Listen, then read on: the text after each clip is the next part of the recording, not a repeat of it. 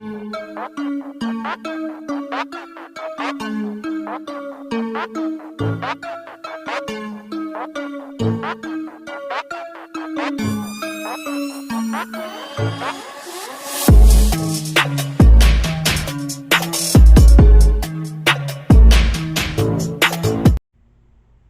what's going on, people? Your boy, man, Mike, coming at you guys with more Atlanta Falcons news. If you're new to the channel, go hit the subscribe button. Tell you finna come chat Falcons football with your boy.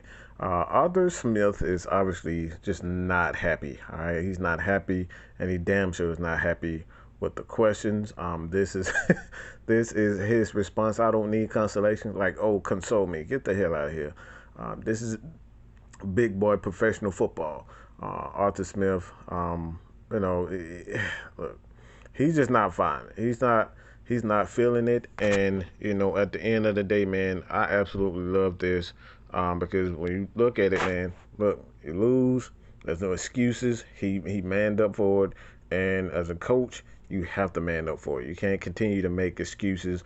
Oh, we didn't do this right. Look, sure, I don't want excuses. I don't want an explanation. I want it to get right. So at the end of the day, I absolutely love his response to this. Also, this is from Maria Martin. She was standing by the offensive line, and a lot of the offensive line guys were getting work in. Obviously, they definitely needed to.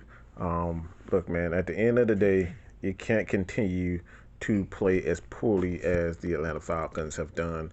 In particular, Jalen Mayfield. All right. When asked about Jalen Mayfield, Chris Lindstrom said confidence is a big thing. Like you said, I was there. It's really hard starting as a rookie. He's doing a great job trying to get better every day as an offensive lineman, just making sure we're ready to go Sunday. All right. And this is the thing. I know a lot of people are down on Jalen Mayfield, and rightfully so. I think he'll be the first one to tell you that he played like absolute crap.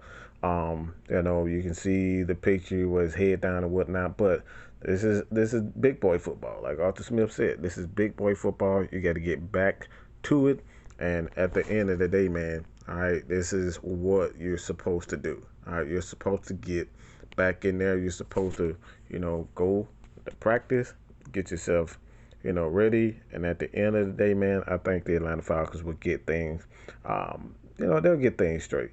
For the most part, from what I saw in the brief, film breakdowns and whatnot, these guys are it's a lot of communication issues.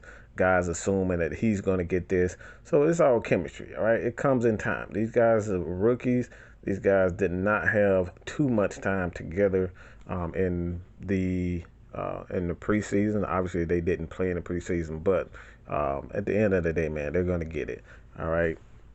Also, Dave Rigon, he said he, like always, he's seen from Cordero Patterson. He tried to sign him time and time again. He's obviously one of those guys, but he creates different matchups from most guys in the league. And I think that's one thing when you look at Cordero Patterson, what he brings to the Atlanta Falcons is that extra added dimension to the offense. Definitely needed that to go with a guy like Mike Patterson, Mike Patterson, but Mike Smith, who is a fine running back in his own, but it's kind of difficult to kind of figure out where a guy like Cordero Patterson he has a wide receiver number 84, but he is listed as the running back for the Atlanta Falcons. So you never know he's going to line up. He can line up in the backfield, run the ball, as well as be a receiver. And that's what makes him special. So I absolutely love that from him. All right. And this comes from Dean Pease. And Dean Pease, he was asked, how do you confuse Tom Brady? And according to him, you don't. He would know. All right. Having faced Tom Brady in practice every day for 6 years with the Patriots, it's better to assume they know what we're doing than to assume they don't know. And that look, and what all come down to it, man. There's nothing Tom Brady hasn't seen. He's seen every style of defense. But one thing I would say, you got to put pressure on him. You got to put immediate pressure on him.